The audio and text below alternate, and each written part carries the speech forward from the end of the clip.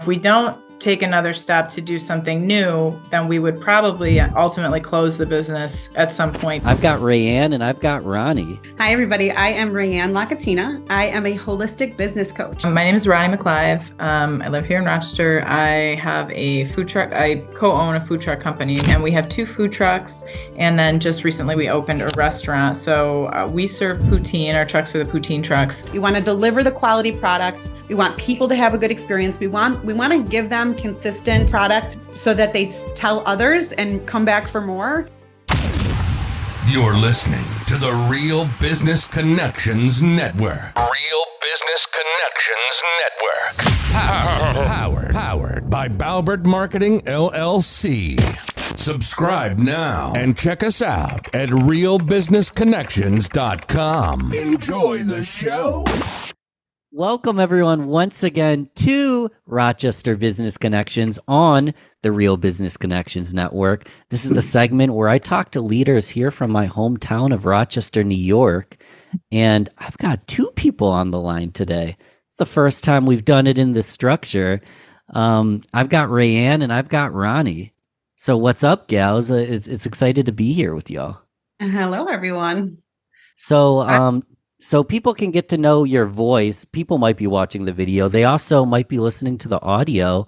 We'll start with Raeanne. If you want to just give us the short version, like who are you? What do you do? Who do you help? Sure. Hi, everybody. I am Raeanne Lacatena. I am a holistic business coach.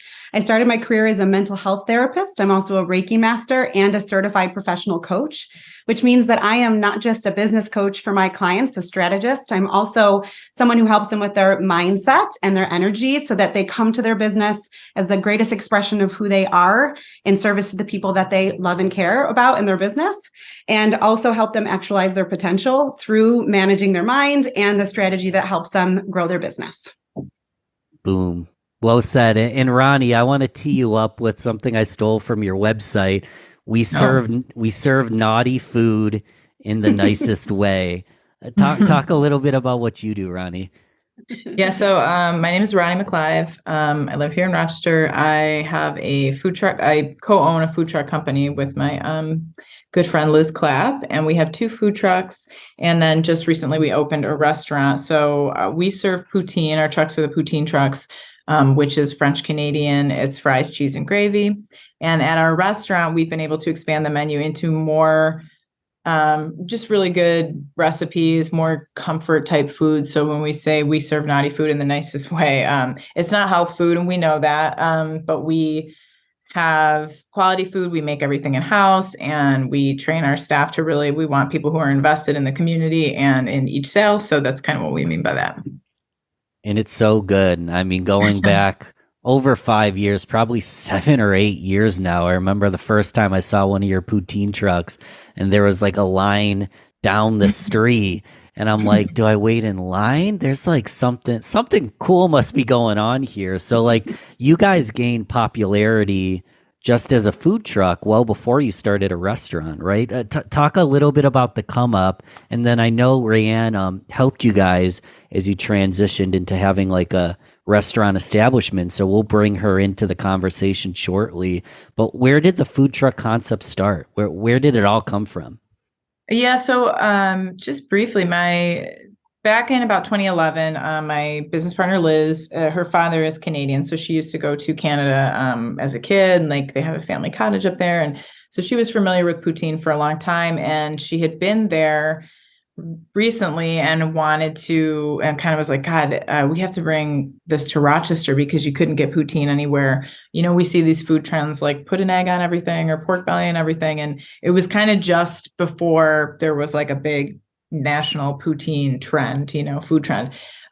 So the timing worked out in a really serendipitous way. So she wanted to bring it to Rochester, and a food truck was a good lower cost way to kind of just go right to the public with a product without a lot of hangups. She had always worked in restaurants before and understood like how expensive it was to get started.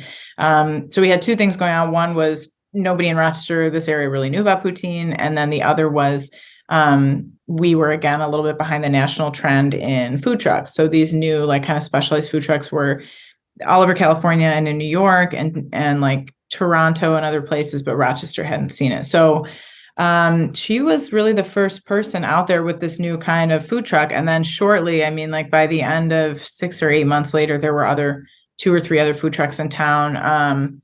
So we came together and we're working on things as she was getting busier and busier. I started helping her all the time until she said, do you want to do this together? So the first thing we really had to do is get the laws changed in Rochester, because municipalities are very litigation driven and conservative. So they didn't want anything extra that could maybe cause trouble for them. So we had to go to work, like kind of getting food truck laws passed.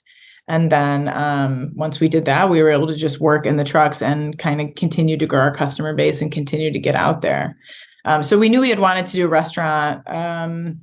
I would say fairly early on. The company is started in 2011, and about 5 years in, we thought it might be good to do a restaurant. And then we eventually opened in 2021, and Raeanne helped us to kind of transition from just the truck company into a restaurant. Wow. So, and we'll dive into that in a second, but I have one question about the come up, because literally, like I said, I've had your poutine probably about 10, 15 times by now, but I've almost never seen there not be a line. When you go to like a rodeo, it's the longest line. That's a good sign. Why do you think people loved it so much? You know what? It's a really funny question. I don't know. I mean, it does taste awesome and it smells really good. I mean, I can say every time I make one, even though I've eaten hundreds and hundreds, like it looks really nice. It smells really nice every time. But I think there is something to, once we started to get a little bit of a customer base, whenever I go to a food truck rodeo and I see a long line and people say, I don't know, should we wait in that line? I always say, yeah, it seems like there's a lot of people that are excited about whatever that is. And just the nature of our food, we can move a line quickly, and we made sure to pick packaging that you can carry in one hand and eat with in the other. So we tried to think these things through, but I don't know. I don't know what it is. It's not the packaging, I'm sure. So something about it just really took off. And then luckily people started to tell each other about it and like do that legwork for us, which was really great. The other thing that I noticed, Ben, sorry. Please go.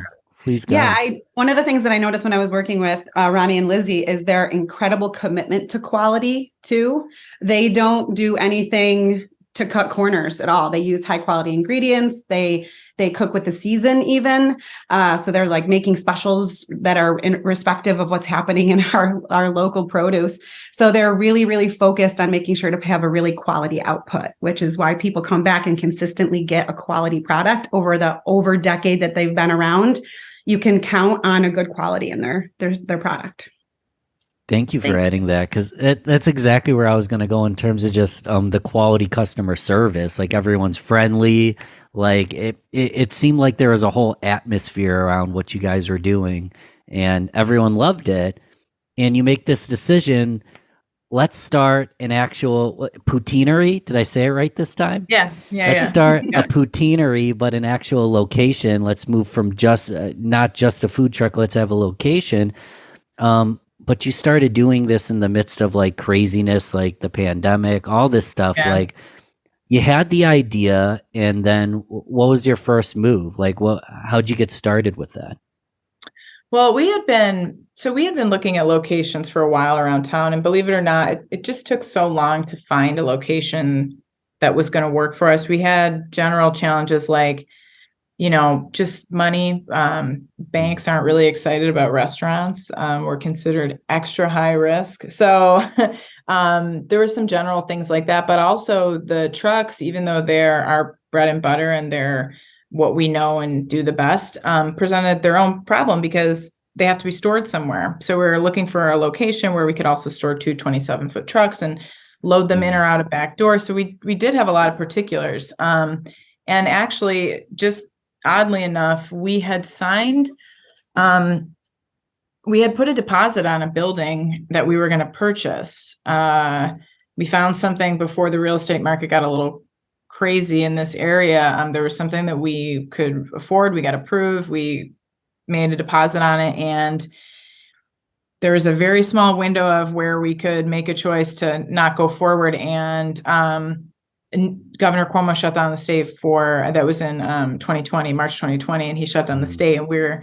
really looking at the scale of what this was becoming, and nobody was really sure what the pandemic was going to look like. But we made the choice to not move forward with that building. We just felt that with the uncertainty of when businesses were going to be able to open, with the uncertainty of a new building and all the challenges that surprises that would come with it, we left that building behind, and it ended up being a really kind of like depressing moment, because we were like, did we just make a mistake? Was this the one chance we had to do it? We had been looking for so long. And shortly after that, we found the location that we're in now. We kind of doubled down, which we knew at the time was either a really good idea or a really bad idea. We just weren't sure which, but we also Liz and I had discussions before where we really thought that I don't want to say that the growth trajectory for the trucks, I think we had kind of plateaued. There's only so many warm months in this area. There's only so many weekends where people are booking all the same weekends. And so we had kind of, just by knowing the business the way we do after 10 years, we didn't think it was a good idea to get a third truck. And we also didn't want to continue to operate completely seasonally. So these challenges were like kind of opposing. And we had this discussion many months before about, if we don't take another step to do something new, then we would probably ultimately close the business at some point, because we just both didn't see a sustainable future. There's seasonality is a really difficult thing to deal with when you're having all of your income in a certain months and then nothing in the winter. And so we doubled down and we were like, all right, well, this is going to be it. And if this doesn't work, it doesn't work, but at least we know. And we kind of tried to move forward saying, no, it's going to work. And so here we are. And me as a consumer appreciates that, because everyone would be devastated if you did put the business to rest. When did you determine, like, I need outside help, and when did you and Raeanne start talking about how you guys could work together? Well, I felt pretty strongly that, I mentioned that our sales and kind of our bookings had plateaued a little bit, and what we felt was that we could accomplish with the team the size we had and with these two trucks. And I think, if I'm remembering this correctly, Raeanne, I don't know if you remember me explaining this to you or not, but I felt pretty strongly that Liz and I were kind of at we needed an outside perspective. We needed help. If we were going to do this project, we didn't want to go into it and hit the same kind of stalls, or maybe new stalling and not making certain decisions because we had to get open in a certain time. And there's a runway of money that you have before all of a sudden it's too expensive. So we had kind of gone into, I had said to her, maybe we need a little extra guidance, just on a project basis of get this place open. It was a big undertaking that we hadn't done before. So I was really looking for somebody to help us break it down into smaller pieces and figure out, intuitively which made sense, what to do first, and how to go about that. And I want to bring you in, Raeanne. And for the listener at home, they might thinking, well, I'm not starting a poutinerie myself. This is a super micro example of a lot of macro concepts on how you can create and build something even during challenging times. And so, Raeanne, you came in, and what was your first role? What was the first thing you did? What was the first move? Yeah. So in addition to what Ronnie said about where they came to me, the other things that I remember, Ronnie, and correct me if I'm wrong, you and Lizzie are such a beautiful complement to each other as business partners. And one of the things that we really wanted to make sure we did is to respect that you both are human beings and business owners, and to recognize that, it's a huge financial commitment, but it's also time and energy commitment. And because you guys, didn't want this to become a 24/7 experience where you were working constantly, and that you both wanted to have healthy personal lives as well, we talked about what freedom and flexibility within the business look like. We talked about how to continue to strengthen an already very healthy business relationship when we were moving into this leveling up of your business. And so the first piece that we did was really pay attention to, revamping, not that it needed revamping, but that it was a up leveling of the mission, the values, and what you guys were looking to accomplish, the goals. So where do you guys have overlap in those goals? Where do we have differing of opinions? How do we integrate those? And then we moved into the vision. It became very visual, where we started to do vision boards and we started to do idea boards and looking at what do we want to create. We did some strategy about the money and the hiring, the retention, the training, all of the people that needed to come into place between the contractors and the build out, but also who do we need for both the seasonal operation of the food trucks and the restaurant, and how does that all come together? So it was really looking at the whole ecosystem and how it was going to change with the introduction of an entire additional arm of the business. Without losing your care and love for each other as business owners and partners, the strong value systems that you guys have.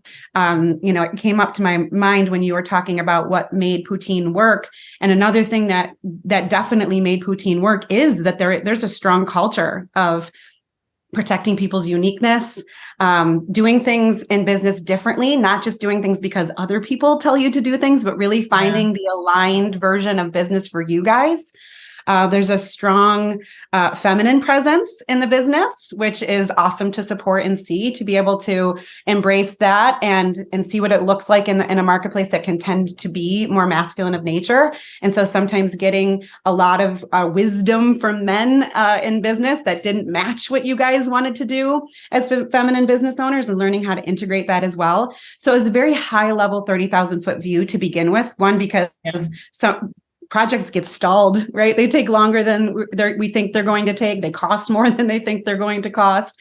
And so we had to keep the project moving forward from a 30,000 foot view, while we also found those, how do we put our foot in front of each other here and move it forward without getting lost in a stall or a plateau or an upset that might come up. Yeah, that's a good point, because Liz and I, we do work very well together, but we're just very good personal friends. So we have always tried to make sure that didn't suffer too much from the business. I mean, naturally, we don't spend a lot of social time together anymore because we see each other every day anyway. So this friendship has changed over the years, but that was a big focus of it too, is focusing on the things that we already knew are our strengths, our respective strengths, and then digging into them. And also, like you said, trying to kind of protect that, because that was a big reason that we wanted to, when I had said that we would either keep the business and keep it growing in a more year-round way, like a restaurant, or shut it down. I mean, we were both just devoting 8 months, 24/7, 8 months out of the year to this business. And then you get your 4 months where you get to be yourself and have a life. And obviously that's not how life works. So we went into this thinking, I'm not going to open a restaurant knowing that it'll be 24/7 again. If that's the goal, then we're not going to do that either. So it's taken some planning and changing. And the first year has, been a lot more of us responding to putting out fires and things. But I do feel confident that we are getting closer and closer to maybe an actual career, and not an entire all-consuming, creative endeavor. So, but don't quote me on that, because I'm still working on it. Yeah, we had to move. In part, you guys had to step into full leadership around it, because you were very much working in the business a lot. And one of the pieces that we had to really talk about is, how do you work on the business? How do you step away from the fries and the gravy a little bit and lead a team and spread the wealth that you guys have in the strengths, and let other people do things and to support you, which it's not always easy to do when you have so many things to get done. Yeah. Well, Raeanne, how the heck do we do that? Because I'm working in my business at least 40 hours a week in the business, and then another 30 hours a week on the business. So I'm doing both myself. And I think a lot of people feel like they're in that place. What are your thoughts on what we should do when we feel like we're in that place? We're working in the business so much. Mm-hmm.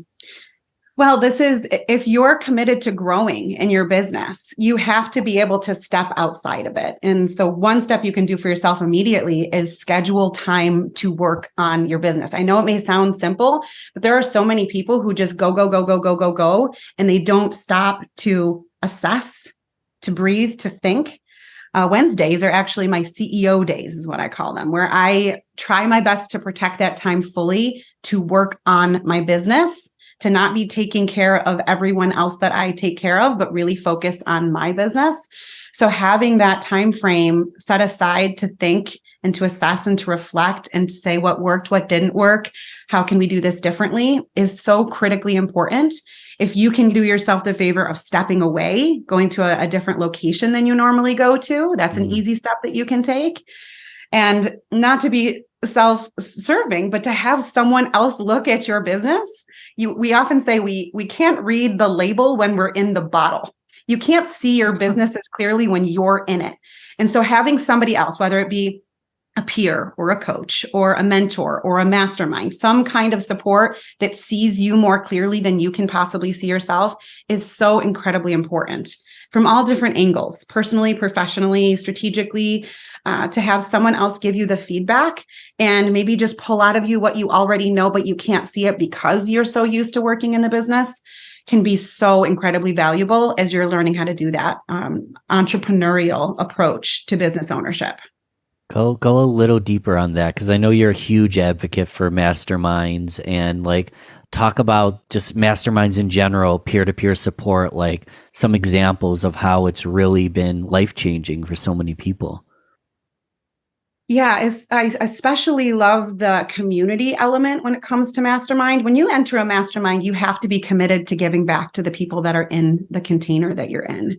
And so having that community collaboration, giving for the sake of giving, and not necessarily being as concerned about receiving, what inevitably happens in a community is that you'll have some leaders, meaning, for example, you'll have some who are earning more, whose businesses are bigger. Maybe they have a team. Maybe they have a huge following on a social media platform, but there's different kinds of leaders in that container, which can become possibility markers for you. And if you're there for the community give to give experience, then you can learn from them. But then interestingly, internally in a mastermind, what happens inevitably is you're hearing some of these leaders and you're noticing thoughts inside of your brain, like, I don't earn enough. They know more. They have more. It was easier for them. And so if you're doing the full expression of getting peer support or mastermind support, then you're noticing those thoughts as they arise. Oh, okay. So when someone's doing well, I get jealous, maybe. And that's an opportunity for your internal growth. Or if you're in a really trusting container of a mastermind, to be able to say, I'm feeling this right now. Can we work through this? Because it's a safe environment, if you've chosen the right mastermind, for you to be able to say, like, I'm noticing these thoughts are coming up for me and I know they're limiting me. How can I think differently about this so that instead of feeling jealous, I'm supporting this person, but also seeing the promise for myself, or whatever the reframe is for you personally. So having those possibility markers, but also, sometimes being, at a different level and not being where you want to be, all of that can be so enriching for your working on the business piece, to support you in growth, both when sometimes it's uncomfortable to be the leader of a group and noticing the thoughts that come up. Oh, I don't want to speak up because I'm earning the most in this experience. And so it really helps to inform your thoughts and your emotions and the way that you're showing up in your business.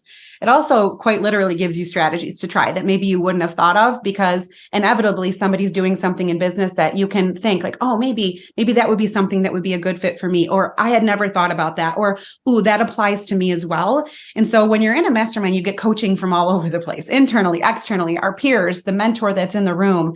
So that can be a great way to have other people looking at your label for you while you're also doing your best to internalize and see what's going on in your brain. I know personally, super valuable. Are you a solopreneur as well, right, Raeanne?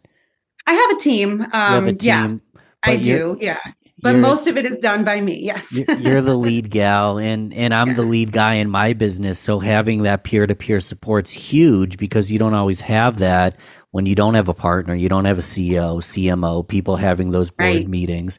And that's why I want to pass it over to Ronnie on some of the benefits of having a co-owner, co-partner. Like, how are you guys kind of the yin to each other's yang? What is there certain skills that one person handles, the other person handles? Like, how do you guys work together, and how is that partnership so valuable?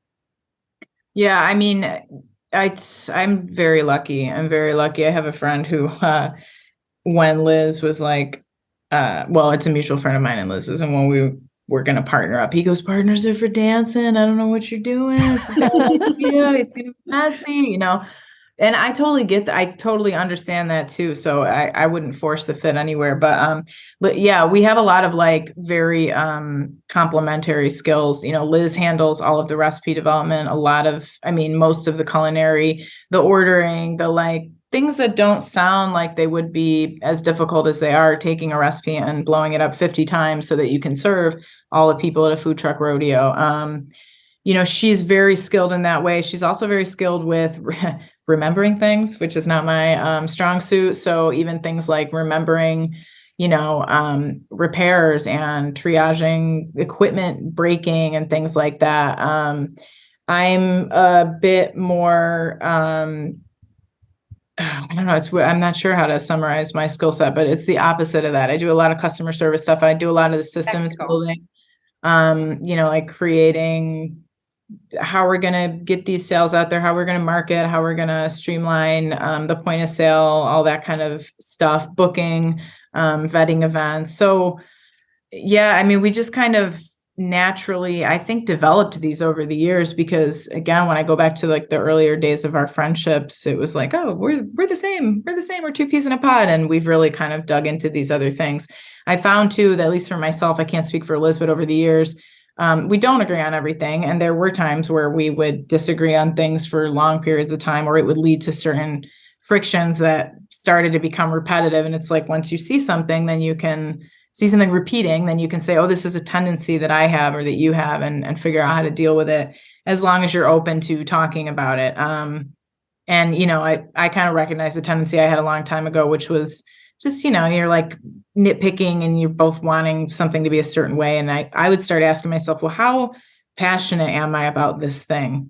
And if the answer was not very passionate, then I would say, okay, let's go with your way. You know what I mean? So for me, that was just a me thing that helped me to be like, you're being petty or this isn't being productive or whatever it is. I would just ask myself that question internally. And I'm sure she's got strategies to deal with me. But yeah, it's really been, I mean, I wouldn't be able to do it without her. So, and I should say we have the third member of our management team isn't a partner, but she's worked with us for 6 years and she is essential to the business. I mean, 100% essential, and brings an even additional skill set and different things that, you know, we like to remind her, or, you know, often, like, she's such a good trainer, you know, just there are things that, you know, I'm good at that, Liz is good at that, but she is the best at it. And so it's nice to have people shining in different areas that work together.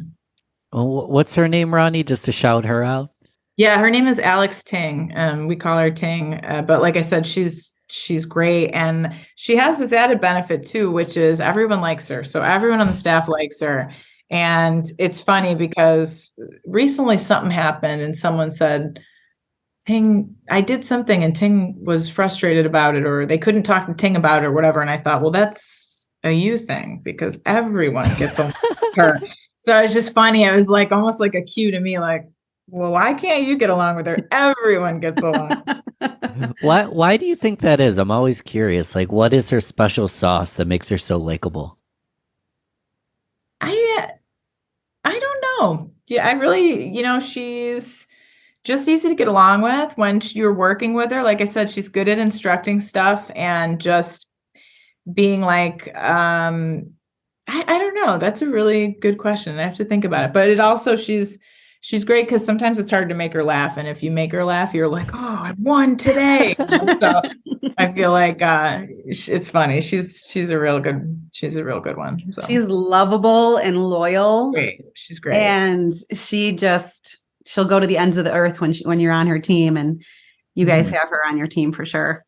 Yeah. But you know what I'm realizing too, is I think one of the reasons that people are drawn to her is she's a very hard worker and she takes pride in her work. And it really does, you know, we make French fries. This isn't like MLB, baseball, or NBA or something but it is They're very pretty darn good French fries, though. They're really good They French fries.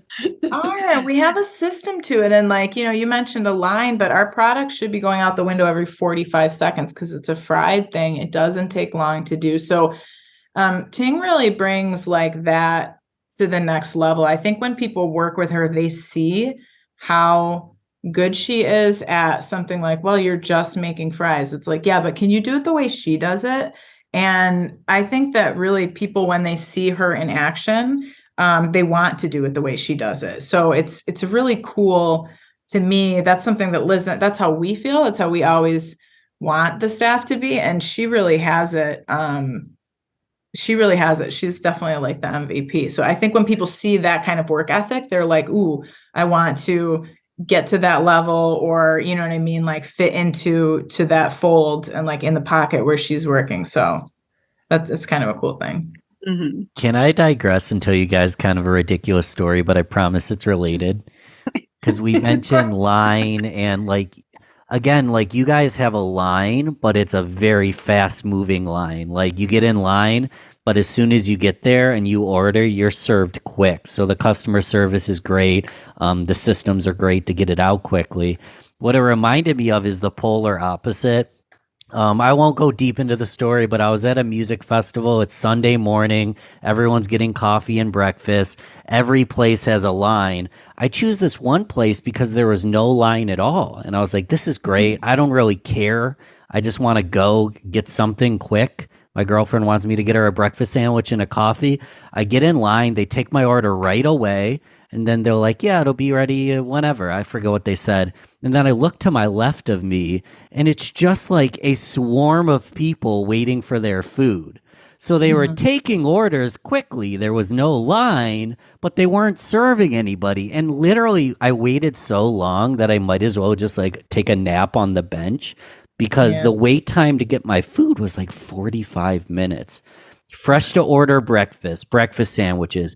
Possibly too many options because it wasn't bad food. They weren't bad people. It wasn't a bad menu, but they were taking orders in so quick, but they weren't actually explaining to people, hey, just so you know, we have a little bit of a wait, I want to let you know that in advance. And then I ended up sitting there waiting, falling asleep on a Sunday morning. And I just kind of want to give that example of like the polar opposite of when you promise, short line, promise this is going to be quick, and then it ends up being bad.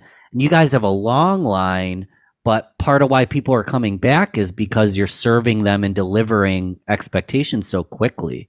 So just a random reflection. I don't know if anyone has thoughts on that, but it was a funny experience. I remember part of the reason, one of the things that we wanted to work on, one of the core values that you guys wanted to have when we were working on the 30,000 foot view is the fast, classy, that you wanted to have that restaurant be classy. And it is one of the most beautiful restaurants, if not the most beautiful restaurant in Rochester, as far as I'm concerned. You walk in and you feel like a queen. It is just absolutely beautiful in there.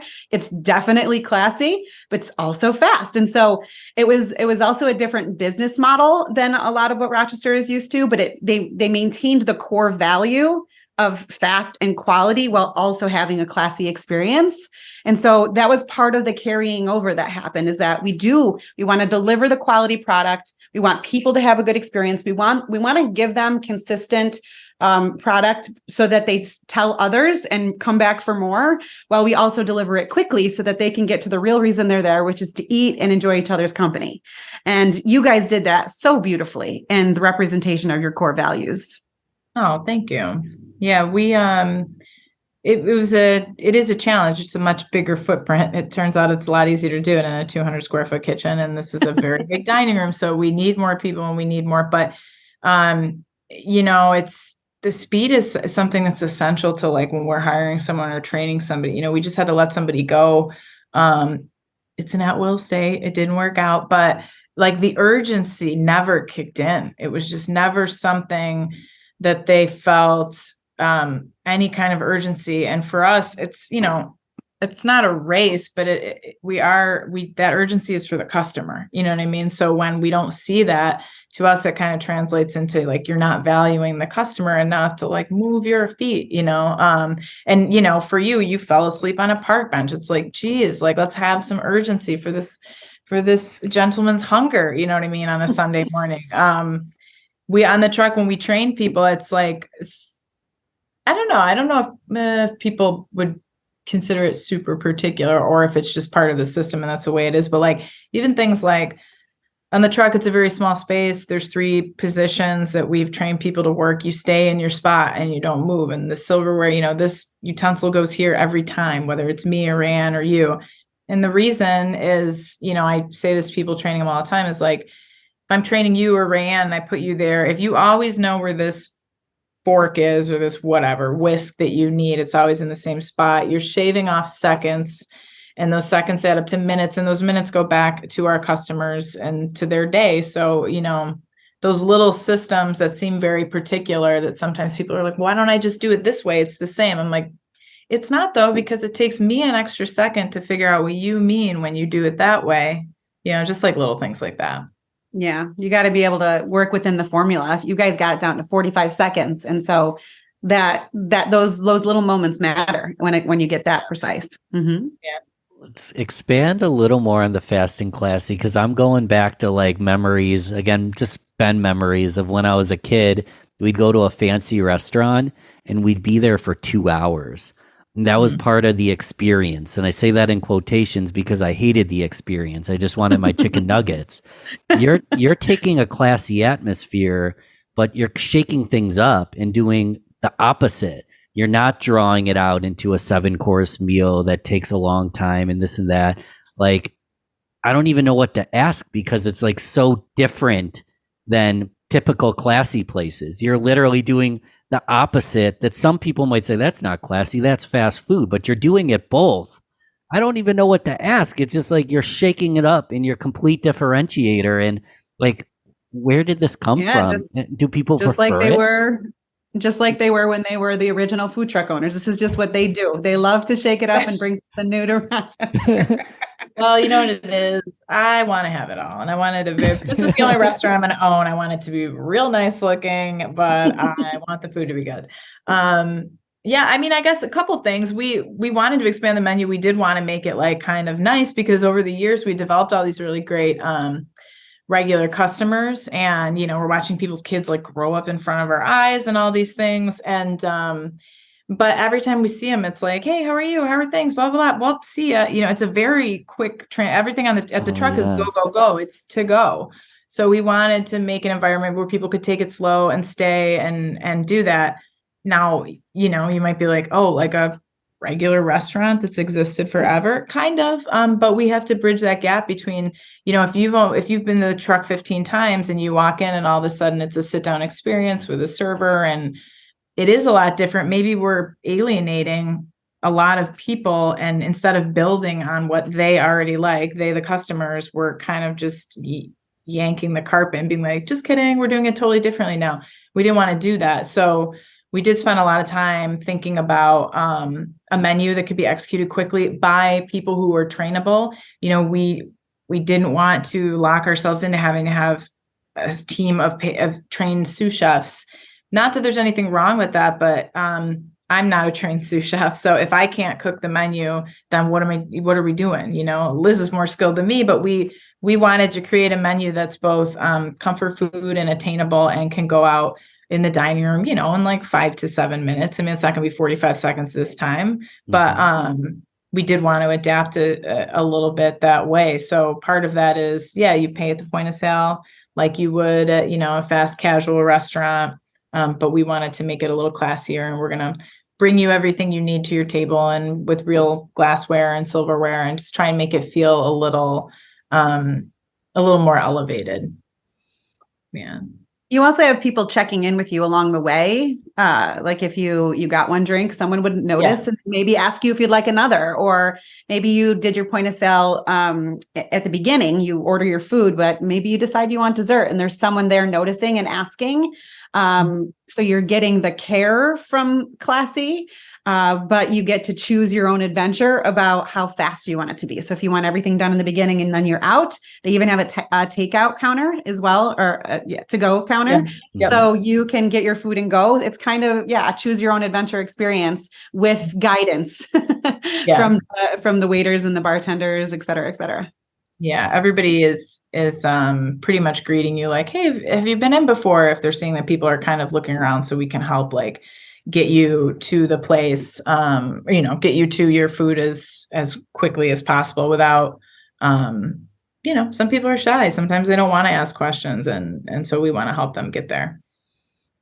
Choose your own adventure is such a good way to put it. If I recall, the first time I went, I actually just got a poutine flight because I wanted one of everything. And I'm adventurous. I wanted to try it all. So that's an option as well. Yeah. That was something that I knew was going to make everyone in the kitchen go like, oh, we don't want to make a bunch of tiny poutine. But I was like, we have to do it. That's what I would want to eat if I came here. And so, that's a really fun option because then you can try a bunch of different things and not have to like commit to, the one of them or whatever, which I like a lot. Yeah. And that wouldn't be possible with the truck because you can't eat. But to be able to make that possible in the restaurant was a nice addition for sure. Yeah. So in a second, we'll go rapid fire. But before we do, I just open in case I missed anything. Is there anything else you guys did together that either of you wants to bring up and has insight on? I don't know. You tell me. And if not, we're just going to go rapid fire in a second and ask you some short and sweet questions. But is there anything we missed so far? Well, I would just say that one of the things I really liked working about Raeanne is that she, she described a lot the 30,000 foot view. And I think that what's nice about that is she was able to kind of see a couple things and then like ask some follow-ups or maybe like pick up on some tendencies that Liz or I have and give us pushback on it. One of the things when you're plateauing or you come to a stopping point, especially entrepreneurs or solo entrepreneurs, there's a reason we work by ourselves, I think, or for ourselves. And sometimes we think we know ourselves the best or we know things the best. And it is nice to have somebody from the outside saying, but why are you doing it that way? But what if you did it this way? And giving a little bit of that needed pushback. Raeanne, also, I know you talked about being holistic, and she really does ask a lot of questions about like how it's going to fit into your life and how it's going to look for the health of the whole business. When we started working together, I think we had spoken in 2020, Raeanne, and then we kind of started working together in 2021. When we first spoke, I think I remember saying like, I'm very interested and here's our challenges. And my mom has terminal cancer right now. So I'm not focusing on any of that right now, and when we started working together, it was right after she passed. And I had a lot of big changes in my life and in my family and where I was living because as this ripple effect, not just to mention when you go through a big grief process, you're naturally thinking about like, okay, well, this is what I wanted before, but like now I've got a bunch of new considerations. And that is, I think, the kind of thing where sometimes friends in your life or other coworkers, people don't know how to deal with it. They don't know how to help you through something like that. And maybe they don't even need to help you, but it makes them uncomfortable if you're like, hey, so-and-so just died, or I got divorced. People are like, oh, next question. But that is part of your life and it's part of your business. And that's one of the things that we folded into everything as well. And that's like kind of that holistic approach. And you were good when there were things that you were like, you should try this. And I was like, I don't know. I'll tell you why. I'm not sure if that's going to work, but I will try it. And you are always good about giving you're like, give it a shot. And then if it doesn't work, we'll do alternative stuff. So that was kind of, I appreciated that too. What was one of those things, Raeanne? Oh, do you remember? There are book recommendations and there are. Oh, I did. Yeah. I know. We had a challenge that we did once. Yeah. Where I have an online business planning tool where we can do some accountability work, which can often be uncomfortable for entrepreneurs. But to be able to look at, how can we do things differently? How can we move revenue? I'm so grateful that you were willing to share that, Ronnie, and I honor that you did. How could the loss of our mother not impact our business? And so there are so many business coaches out there that would treat it the way that you described it, which is like, oh, I'm so sorry for your loss. Would you like to talk about your numbers now? And that's not how I believe business is going to be successful. We have to integrate that loss into, as you said, it's changed your whole brain. It's changed your whole chemistry. And so how do we integrate that loss into the business in a way that honors what you need, what your mom left behind for you, and what that means for your energy and your time and your resources as a result of having something like that happen. So we don't skip over those things because we're here for a human experience, not just a business experience. And that's going to affect our output, for lack of a better way to say it, as well as our input. We look at those holistic pieces in combination with the tactical pieces like accountability and numbers and revenue and hiring and training and what we can do differently on that side too. So it all comes together and they do affect each other cyclically. And you get to address both of them. Yeah. Yeah, there was definitely you suggested a meditation app too. And I remember going, I'm going to give it a shot. And it, I think it was like a 50%. I had a 50% usage by me and success rate. And you were like, hey, you know what? That's better than zero. I'll take it. Thank you. I gave it a shot, but it was funny. We just have different styles on some things, but I like that you were like, okay, well, let's try this or try something different. Or what would you rather, I say that kind of thing. So, yeah, you asked a question earlier, Ben. You said, how else can you be working on the business and be a CEO in your business? And one of the ways is to pay attention to what you need. And that changes in different seasons of our life. We have different responsibilities as our business and our life evolves. And so we get to try different things. We get to try on things and say no, thank you sometimes when they don't work, but to be open-minded and be willing to play in the sandbox of possibility together. I'm not attached with my business owners about what they pick. I just want to make sure that they have everything as a buffet in front of them and they find something that suits them to take care of themselves, to manage their thoughts, to strategize in their business, to hold themselves accountable. And there's so many different ways to do that. And so really part of what I do with people is to help them figure out what fits them, because other people just say, this is the way you do it.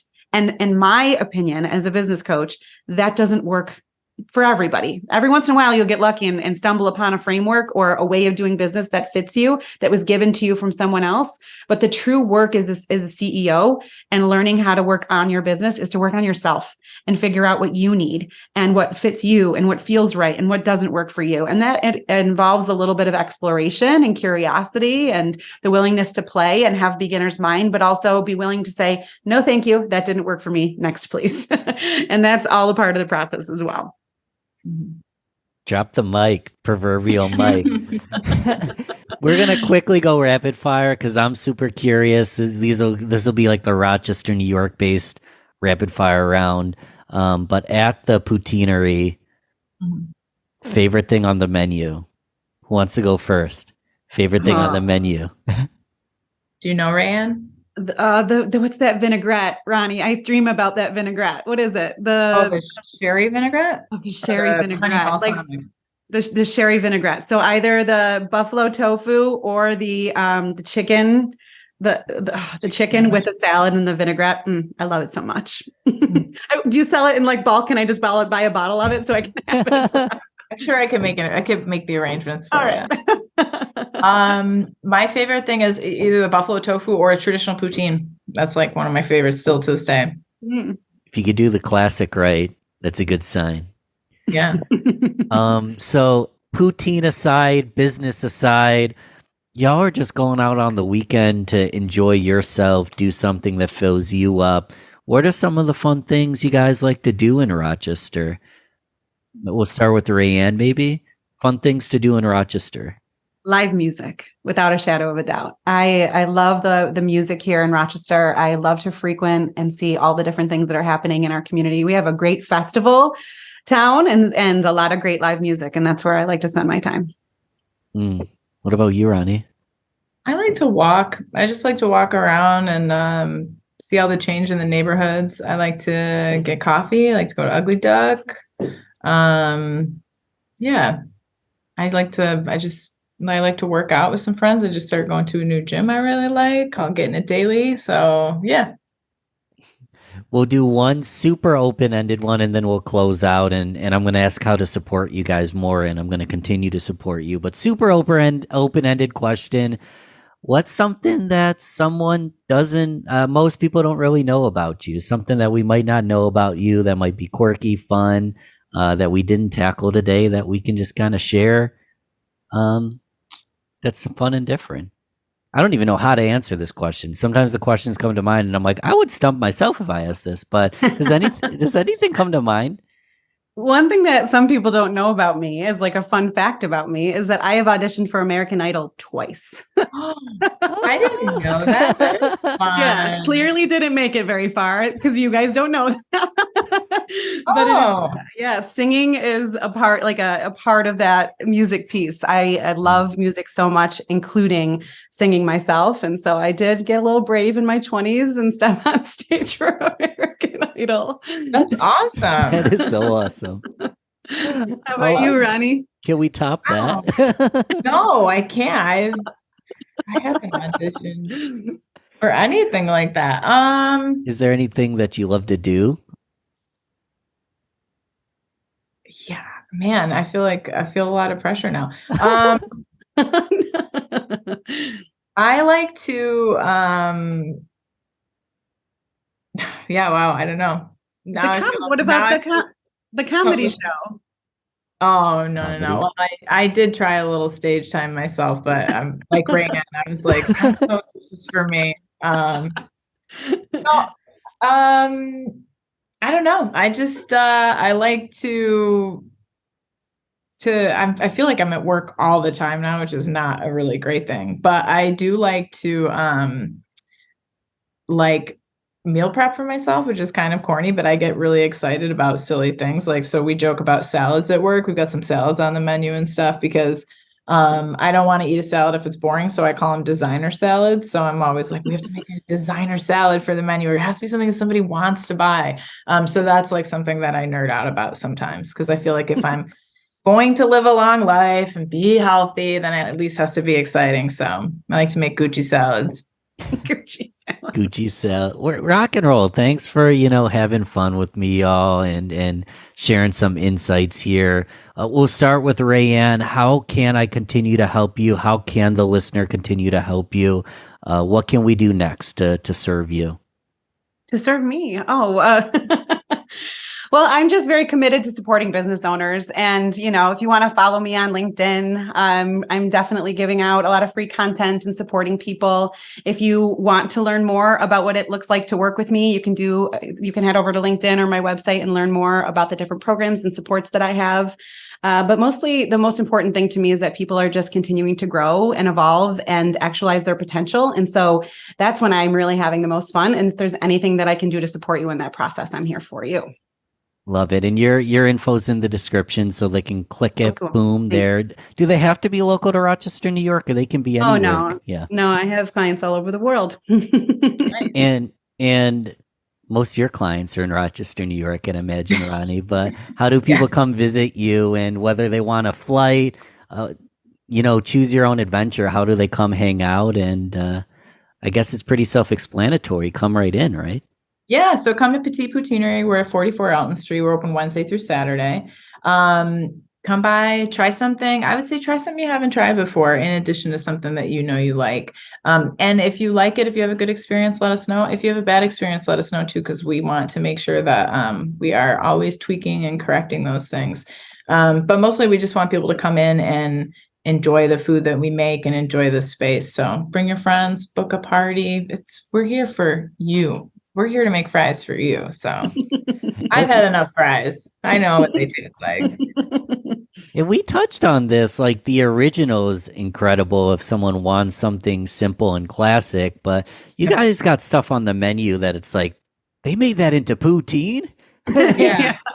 We have the curry lentil is like really Ooh, bomb, and people sometimes good. are like, that's what I mean. That's what the flight's about. It's like if you're like, oh, that's interesting, you got to get the flight. Go curry lentil, traditional, I don't know, bacon cheeseburger. We've got all kinds of fun stuff on there. So, and again, we make it all in house. So we don't have frozen fries. We don't, yeah, we want to do it the way that we want to eat it. So. Well, this podcast was the first of its kind. It was an interesting element. Listener at home, if you love this, reach out to me, reach out to these gals, let us know, and we'll do more of these kind of creative versions of the podcast in the future. And thanks again to both you gals for coming on the show. It was fun. Thanks for having us, Ben. Thanks for having us.